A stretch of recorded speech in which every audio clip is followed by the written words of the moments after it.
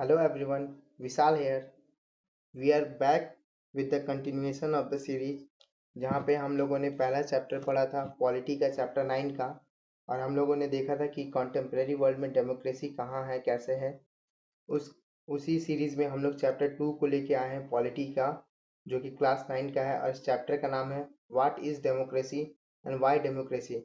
इस चैप्टर में हम लोग देखेंगे कि डेमोक्रेसी होता क्या है और डेमोक्रेसी क्यों ज़रूरी है।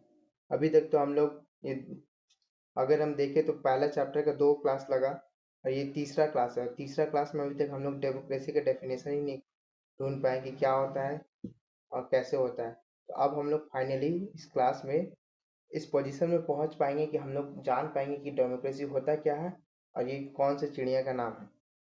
तो आइए हम लोग शुरू करते हैं कि what is democracy, why democracy. तो शुरू करने से पहले हम लोग कुछ प्रीवियस क्लास का देख लेते हैं कि क्या पढ़ाया गया था। तो प्रीवियस क्लास में हम लोगों ने पढ़ा था एग्जाम्पल एक चिल्ली का,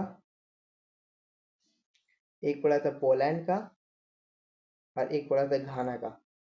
अब तीनों में क्या हुआ था कि जब पिनोसे जब रूल कर रहा था, तो पिनोसे जब रूल कर रहा था उस समय तो हम लोग का मिलिट्री रूल था। लेकिन जब पिनोसे के पहले, यानी हम अगर यहाँ पे लिखेंगे पिनोसे, पिनोसे से पहले, पिनोसे के बाद हम लोग का क्या था, डेमोक्रेसी। ठीक है। अब इसी तरह अगर हम लोग पोलैंड में देखेंगे, तो पोलैंड में जब कम्युनिस्ट गवर्नमेंट फॉल हुआ, आफ्टर कम्युनिस्ट गवर्नमेंट, ये समझिए तो एक तरह से रिवीजन ही हो जा रहा है फर्स्ट चैप्टर का। तो आफ्टर कम्युनिस्ट रूल हम लोग का आ जाता है डेमोक्रेसी।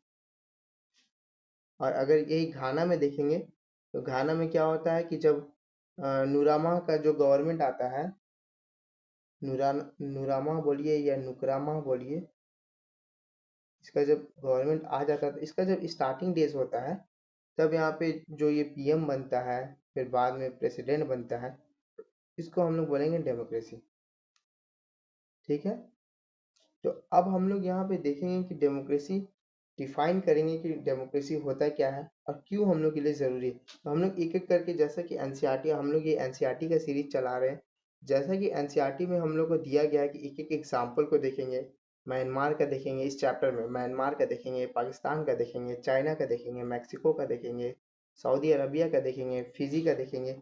और हम लोग एक कंक्लूजन पे पहुंचेंगे कि कैसे डेमोक्रेसी होता है और क्या क्या फीचर्स मिलके एक डेमोक्रेसी को बनाते हैं। और हम लोग उसको, उस सारे फीचर्स को को रिलेट करना चाहेंगे इंडिया से। देखेंगे कि इंडिया में वो फीचर्स हैं या ना है, नहीं है। और जो इंडिया क्लेम करता है कि बिगेस्ट डेमोक्रेसी है वर्ल्ड का, वो सच है या फिर ऐसे ही। तो पहला हम लोग आते हैं डेफिनेशन में, व्हाई डिफाइन डेमोक्रेसी, कि क्यों डिफाइन करना है डेमोक्रेसी को। तो हम लोगों ने ये प्रीवियस चैप्टर में पढ़ा था कि democracy is a form of government in which, यानी कि डेमोक्रेसी ऐसा फॉर्म है गवर्नमेंट का जहाँ पे rulers are elected by the people. जो रूलर्स है, जैसे यहाँ पे कौन हुआ रूलर्स, हम लोग का पीएम हो गया, सीएम हो गया, ये सब जो रूलर्स है, जो मेन है, ये रूलर्स कौन सेलेक्ट कर रहा है, पीपल। ये तो बिल्कुल सही बैठता है। लेकिन अब हम लोग देखेंगे कि क्या सिर्फ यही, कि ये काफ़ी है डिसाइड करने के लिए कि अगर कोई भी रूलर्स जो चुन के आ रहे हैं, इलेक्टेड हो रहे हैं, वही डेमोक्रेसी बताते हैं। तो हम लोग एक एक करके एग्जाम्पल देखेंगे कि म्यांमार का देखेंगे। म्यांमार में क्या था, आर्मी रूल। ठीक है। म्यांमार में हम लोग का क्या था, आर्मी रूल। तो आर्मी रूल था तो ये डिक्टेटर था, इसको जैसे मन करता था वैसे करता था। ठीक।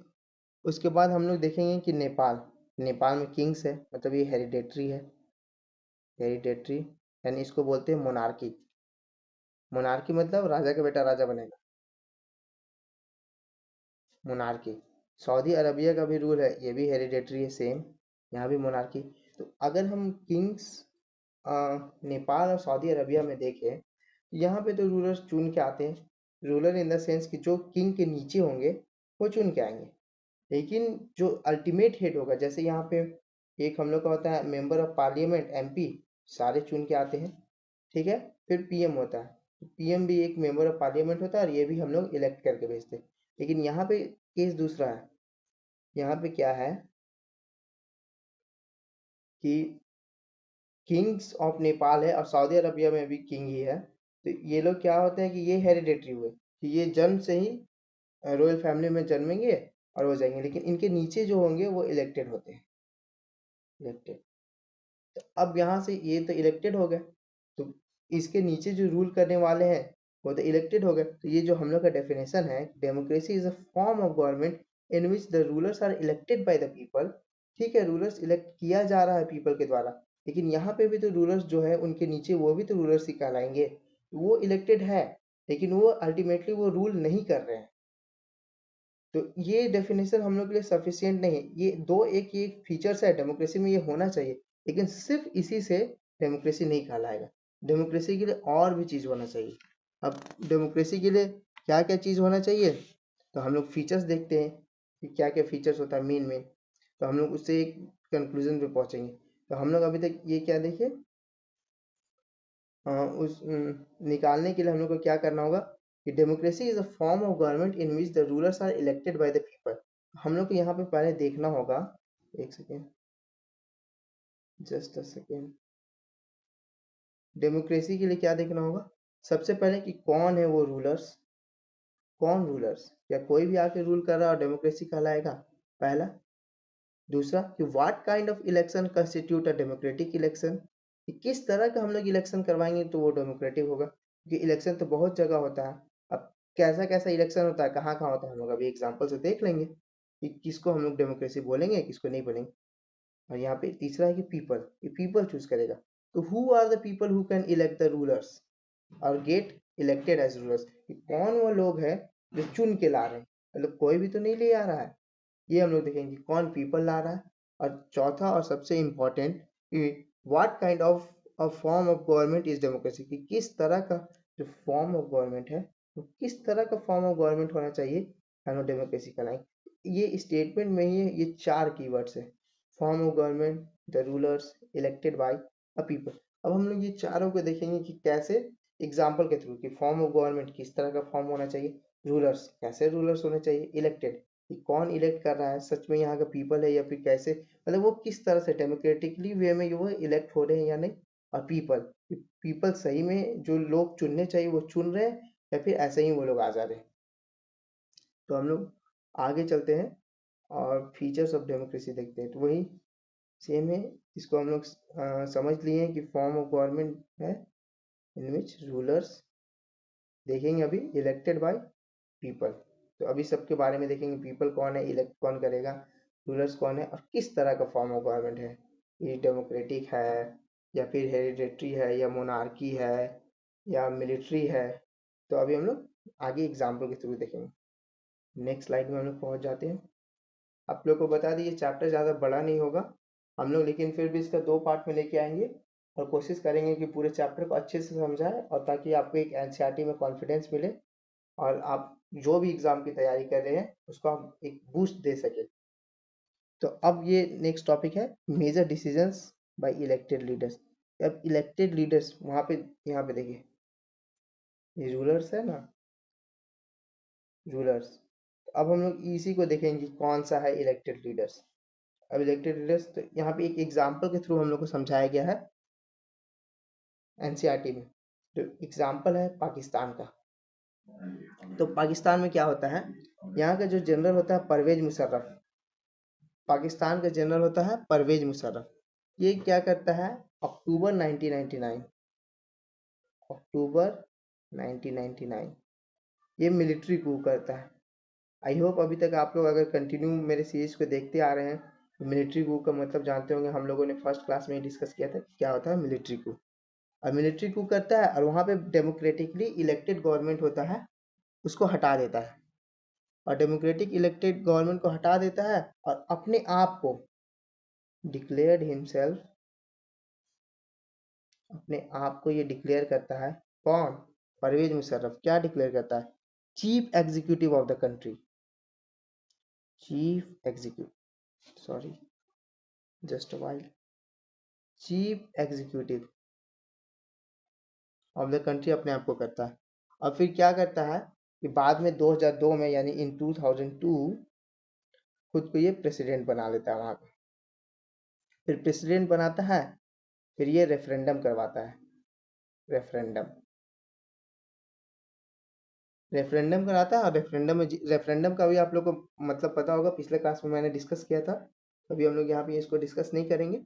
तो रेफरेंडम करवाता है और ये जीत जाता है, और 5 साल का इसको और एक्सटेंशन मिल जाता है।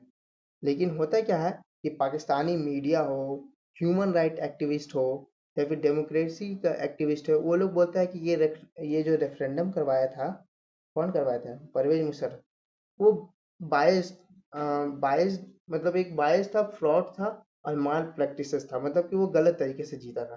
तो ये लोग ऐसा क्यों बोला कि गलत तरीके से जीता? तो होता क्या है, 2002 में, इसे जब ये रेफरेंडम होने वाला है उससे पहले एक ये ऑर्डर जारी करता है, जिसको बोलते हैं लीगल फ्रेमवर्क ऑर्डर। इस लीगल फ्रेमवर्क ऑर्डर में ये क्या करता है परवेज मुशर्रफ, कि ये वहाँ का दो पार्टी नहीं, जैसे यहाँ पे इंडिया में एक लोकसभा होता है, एक राज्यसभा। लोकसभा लोअर हाउस हो गया, राज्यसभा अपर हाउस हो गया। उसी तरह वहाँ पे ये दोनों कंस्टिट्यूट करते हैं और बनाते हैं पार्लियामेंट। उसी तरह पाकिस्तान में होता है, उसका नाम है नेशनल असेंबली और प्रोविंशियल असेंबली। ये ये क्या करता है, लीगल फ्रेमवर्क ऑर्डर लाता है 2002 में। ये रेफरेंडम से पहले करता है, और क्या बोलता है ना, कि प्रेसिडेंट चाहेगा तो इसको डिसमिस कर देगा। प्रेसिडेंट चाहेगा तो इसको डिसमिस कर देगा। तो अब इससे क्या पता चलता है कि हम लोग तो इसको इलेक्ट करके ला रहे हैं।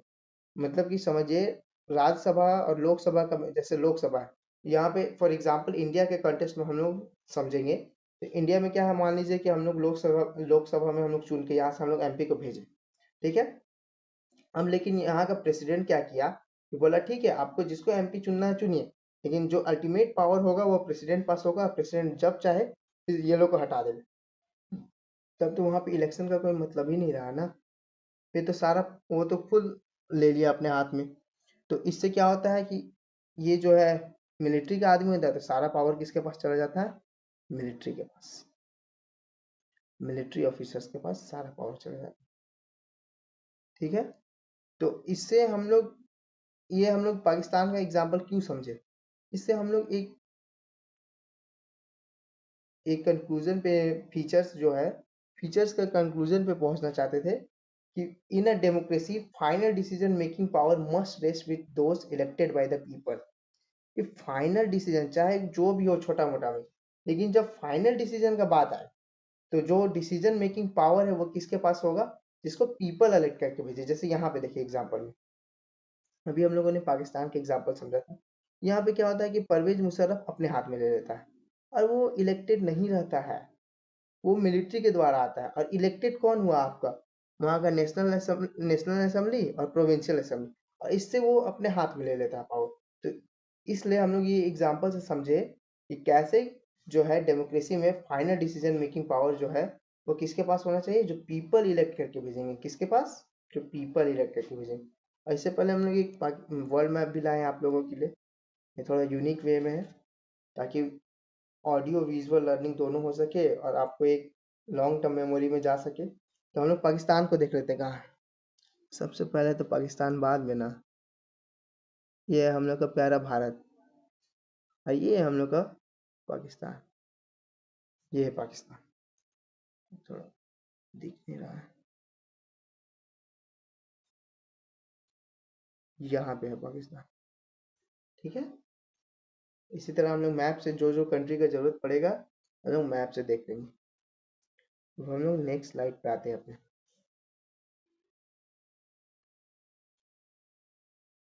यहाँ तक आई होप समझ में आ गया होगा।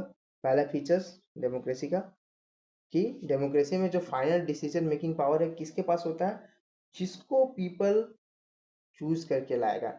इसलिए डेमोक्रेसी में बोला जाता है कि लोग ही सर्वे सर्वा है, मतलब पीपल ही सुप्रीम है। पीपल जो बोल दिया वो होगा, सारा डिसीजन पीपल के हाथ में लाई करता है। अब हम लोग दूसरा फीचर्स पढ़ने से पहले हम लोग एक एग्जाम्पल को देख लेते हैं। एक नहीं, दो एग्जाम्पल देखेंगे यहाँ। पहला एग्जाम्पल है चाइना का। चाइना, चाइना को भी एक बार मैप में देख लेते हैं। मैप से क्या होता है ना, क्लैरिटी आ जाता है माइंड में।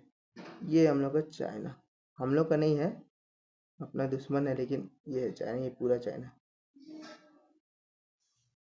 ये है हम लोग का इंडिया। तो अब फिर हम लोग चाइना का देखेंगे कि चाइना क्या है, चाइना में क्या हुआ था, कैसे हुआ था। तो चाइना का जो पार्टी है, चाइना में क्या होता था ना कि हर 5 ईयर में इलेक्शन होता था। ठीक है, हर 5 ईयर में इलेक्शन होता था। ठीक है, डेमोक्रेसी में इलेक्शन होना चाहिए, चाइना का ये टिक होता है, यहाँ इलेक्शन होता है।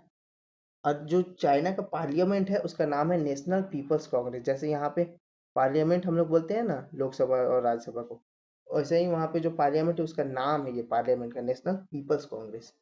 ठीक है, लेकिन वहाँ एक पार्टी है जिसका नाम है Chinese communist party, Chinese communist party. ये चाइनीज कम्युनिस्ट पार्टी का क्या है ना कि कोई भी अगर प्रेसिडेंट भी बनेगा ना, उसको भी ये अपॉइंट करेगा प्रेसिडेंट को। ठीक है, ये अपॉइंट करेगा वहां का प्रेसिडेंट। चुनाव तो हो रहा है लेकिन अपॉइंट कौन कर रहा है, प्रेसिडेंट को। तो चाइनीज चाइनीज कम्युनिस्ट पार्टी। ठीक है, और कोई अगर खड़ा भी होगा ना तो पहले इससे अप्रूवल लेता है कि सर हम खड़े हो जाए, ये बोलता है हाँ जाओ बाबू खड़े हो जाओ, खड़े हो जाता है। तो इससे अप्रूवल लेता है। अब होता क्या है कि जितना भी वहां पे इलेक्शन हो रहा है, जब तक ये परमिशन नहीं देता है ना चाइनीज कम्युनिस्ट पार्टी, तब तक वहां पे इलेक्शन नहीं होता है। ठीक है, और यहाँ पे आप देखिए तो 2002-2003 तक जो बुक में डेटा दिया हुआ है, जितना भी इलेक्शन हुआ सब यही जीता है चाइनीज कम्युनिस्ट पार्टी। और प्लस में इसका अलाइज, अलाइज मतलब होता है मित्र, मतलब कि इसका जो फ्रेंड है जो इसके साथ गठबंधन में, जैसे यहाँ कोलिजन गवर्नमेंट होता है ना, दो पार्टी साथ में आ गए तो वही इसका अलाइज हो गया। तो जितना इलेक्शन होता है सब ये जीतता है। ठीक है, दूसरा है कि जब ये अप्रूव देगा तभी कोई खड़ा हो सकता है। तीसरा कि यही प्रेसिडेंट को अपॉइंट करेगा। तो ये क्या काम का, जब सब आपको पता ही है कि चाइनीज कम्युनिस्ट पार्टी ही जीतने वाला है, तो फिर क्यों इलेक्शन करवाना। बात को समझ रहे हैं। जैसे यहाँ पे इलेक्शन हुआ, तो यहाँ पे इलेक्शन हुआ तो बीजेपी खड़ा हुआ, कांग्रेस हुआ, आम आदमी पार्टी हुआ, बीएसपी हुआ, जो भी है आरजेडी हुआ, सब खड़ा हुआ। इसमें पीपल के पास चॉइस होता है कि वो किसको चुने। यहाँ तो दोनों तीनों आदमी जो है वो सीसीपी का ही, चाहे आप इसको चुनिए चाहे इसको चुनिए, चाहे आप कान इधर से पकड़िए चाहे उधर से पकड़िए, बात एक है। ठीक है, तो ये एग्जाम्पल माइंड में रखिएगा। दूसरा है मैक्सिको का एग्जाम्पल। मैक्सिको क्या होता है ना, इंडिपेंडेंट होता है 1930 में। अच्छा, मैक्सिको को भी मैप में देख लेते हैं, एकदम मैप क्लियर रखेंगे, धीरे धीरे मैप भी हो जाएगा। तो मैप हम लोग का यहाँ है, ये आपका हुआ पूरा नॉर्थ अमेरिका कॉन्टिनेंट। ठीक है ना, तो ये है मैक्सिको, ये ये है यूएसए, ये है यूएसए, और उसके यूएसए के जस्ट नीचे है ये मैक्सिको। ठीक, तो अब हम लोग कहाँ थे, मैक्सिको में। तो मैक्सिको कब हम लोग का आज़ाद हुआ, इंडिपेंडेंट हुआ 1930 में। ठीक है ना, और यहाँ पे हर 6 ईयर में इलेक्शन होता है, एवरी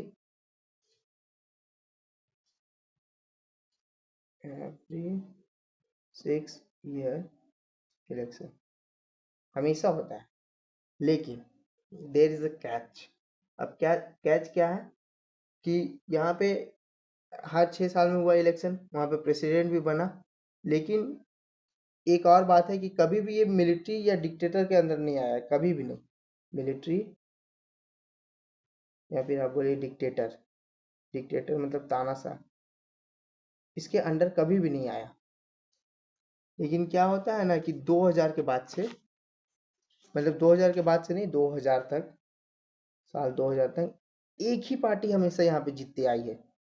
इसका हमने नाम भी शायद मेंशन किया है, हाँ ये ऊपर ही था, पीआरआई, जिसका फुल फॉर्म है इंस्टीट्यूशनल रिवोल्यूशनरी पार्टी। अब आप लोग ये मत बोलिएगा कि पीआरआई का फुल फॉर्म ये कैसे हुआ, जो बुक में दिया गया है वही बताया जा रहा है कि उसका नाम है पीआरआई, और पूरा फुल फॉर्म नाम है इंस्टीट्यूशनल रिवोल्यूशनरी पार्टी। एक ही पार्टी जीतती है, और ये ऐसे नहीं कि ये आराम से जीत गया, ये डर्टी ट्रिक से जीता है, won by dirty tricks. Dirty tricks, dirty tricks में क्या क्या करता था, तो टीचर्स जो है वो बच्चे लोग को, पेरेंट्स को फोर्स करते हैं कि आप लोग पीआरआई को वोट दीजिए। मीडिया जो है जो दूसरे पॉलिटिकल पार्टी है वो कुछ भी काम करता है तो उसका नहीं दिखाता है, सिर्फ क्रिटिसाइज करेगा, इसका वाहवाही करेगा। ठीक है। और कि कोई भी गवर्नमेंट एम्प्लॉय कोई भी, उसको सबको ये पार्टी का मीटिंग अटेंड करना है। अब ये कैसा डेमोक्रेसी हुआ? यहाँ पे जैसे मान लीजिए पार्टी है बीजेपी, तो ऐसा थोड़े है कि कोई भी स्टेट का कोई भी मान लीजिए सिविल सर्वेंट है, वो जा रहा है बीजेपी का मीटिंग अटेंड कर रहा है, ये तो डेमोक्रेसी के खिलाफ है। लेकिन यहाँ पे सबको अटेंड करना है, अटेंड मीटिंग। तो ये है दो कहानी। इससे हम लोग क्या कंक्लूजन पे पहुंचे कि सिर्फ चुनाव होना ही जरूरी नहीं है, क्योंकि देखिए इलेक्शन हर 5 साल में हो रहा है। ठीक है। इलेक्शन हर 6 साल में हो रहा है ना। लेकिन क्या ये फ्री एंड फेयर हो रहा है? नहीं, फ्री एंड फेयर नहीं हो रहा है। तो हम लोग का दूसरा जो फीचर्स क्या बोलता है, democracy, democracy must be based on free and fair election. ये है हम लोग का main word, free and fair election where those currently in power have a fair chance of losing. जो अभी पावर में है वो हारने का पूरा उनको भी चांस रहे। ये नहीं कि हाँ वो है तो हम ही जीत रहे हैं, बार बार हम ही, जैसे अभी चाइना वाले है तो एक ही पार्टी बन रहा है, मैक्सिको है तो एक ही पार्टी बन रहा है पीआरआई। अब यहाँ कैसे है कि 2014 में कांग्रेस का गवर्नमेंट था, अब 2014 के बाद वो हार गया, तब से बीजेपी का गवर्नमेंट जीत रहा है। ये क्या है कि फेयर चांस है कि कोई भी पार्टी जीत सकता है जो अच्छा काम करेगा। लेकिन यहाँ पे क्या हो रहा है कि सिर्फ एक ही पार्टी बार बार जीते जा रहा है। तो ये हम लोग का दूसरा फीचर है। आई होप अभी तक दोनों फीचर समझ आ रहा होगा। ज्यादा हार्ड नहीं है, बस थोड़ा सा कॉन्सेप्ट को समझना है। अब हम लोग आते हैं तीसरा फीचर्स पे। तीसरा फीचर्स के लिए भी एक दो एग्जांपल समझ लेते हैं, एग्जांपल से ना बहुत अच्छे से समझ पाता है। पहला example Saudi Arabia, sorry sorry Saudi Arabia, और दूसरा फिजी। एक बार मैप में देख लेते हैं, जैसे ही कंट्री आएगा हम लोग दौड़ के भागेंगे मैप के पास।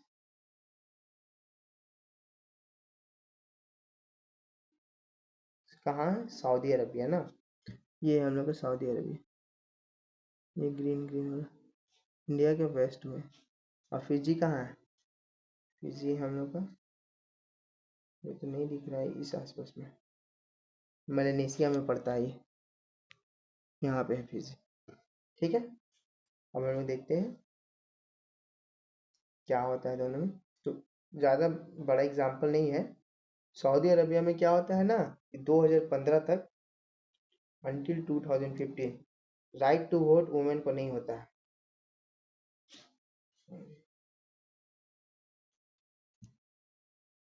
राइट टू वोट नहीं होता है वुमेन को। ठीक है।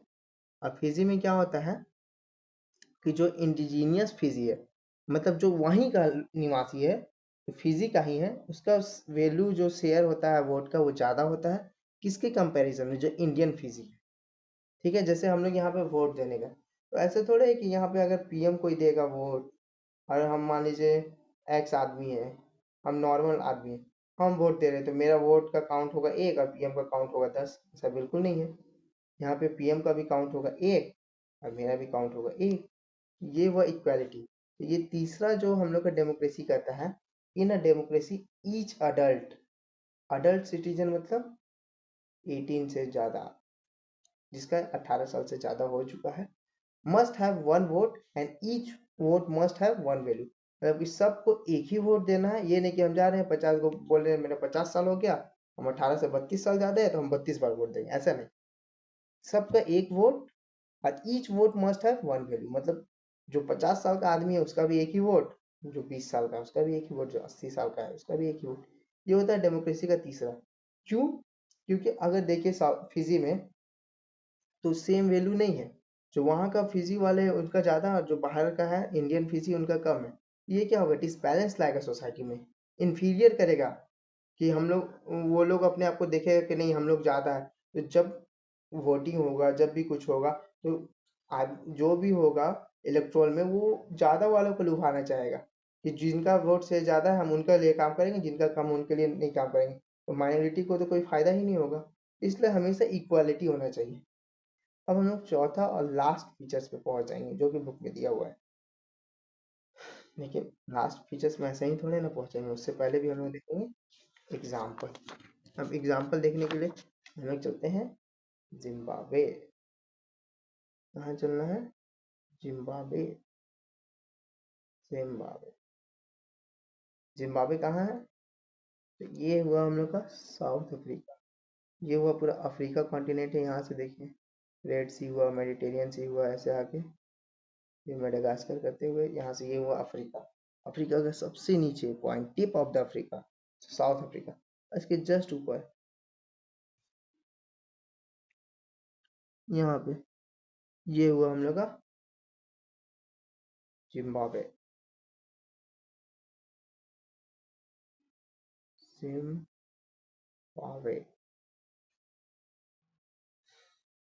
ठीक है। अब हम लोग देखते हैं जिम्बाब्वे का एग्जाम्पल क्या है। उसके बाद हम लोग चौथा और आखिरी फीचर्स को कंक्लूड करेंगे और ये वीडियो को यहीं पे एंड करेंगे। फिर नेक्स्ट वीडियो लाएंगे, इसमें इसमें हम लोग देखेंगे व्हाट इज डेमोक्रेसी और फीचर्स देख के, और अगले में देखेंगे व्हाई डेमोक्रेसी क्यों जरूरी है, और डेमोक्रेसी फाइनली जो चिड़िया उड़ रही है उसको हम लोग पिंजड़े में ले जाएंगे। तो जिम्बाब्वे, जिम्बाब्वे के क्या है? तो जिम्बाब्वे का हम लोग सबसे पहले देखेंगे कि ये लोग इंडिपेंडेंट होता है 1980 में।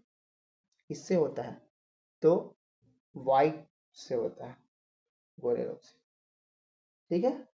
अब यहाँ पे